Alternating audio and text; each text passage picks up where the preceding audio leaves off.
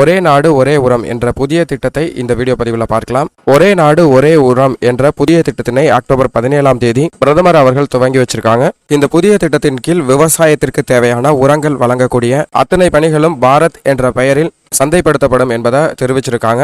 மானிய விலையில வழங்கக்கூடிய மண் உரங்களான urea, di ammonium phosphate, muriate of potash மற்றும் என்பிகே போன்ற உரங்கள் அனைத்துமே பாரத் என்ற பெயரில் சந்தைப்படுத்தப்படும் என்பதை தெரிவிச்சிருக்காங்க. மேலும் விவசாயிகளுக்கு பயனடையும் வகையில் 600 விவசாயம் சார்ந்த கிசான் சம்ருதி கேந்திராக் என்ற புதிய திட்டத்தினையும் தொடங்கி வச்சிருக்காங்க. இதுல ஒரே இடத்துல விவசாயம் தொடர்பான பல சேவைகளை பெற முடியும் அப்படிங்கிறதையும் தெரிவிச்சிருக்காங்க.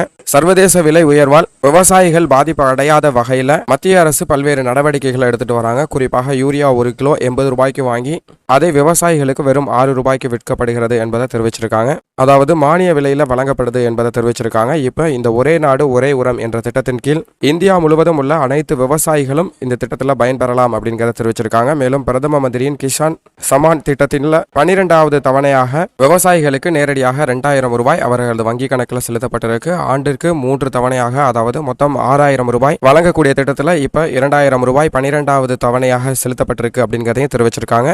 பிரதம மந்திரி கிசான் சமான் திட்டத்தின் கீழ் யார் யாரெல்லாம் பயன்பெறலாம் அப்படிங்கிற டீடைல் வீடியோ பதிவை நம்ம ஏற்கனவே பதிவிட்டிருக்கோம். அது வேணுங்கிறவங்க அதை பாருங்க. விவசாயிகளா இருக்கக்கூடியவங்க கண்டிப்பாக இந்த திட்டத்தில் பயன்பெறலாம்.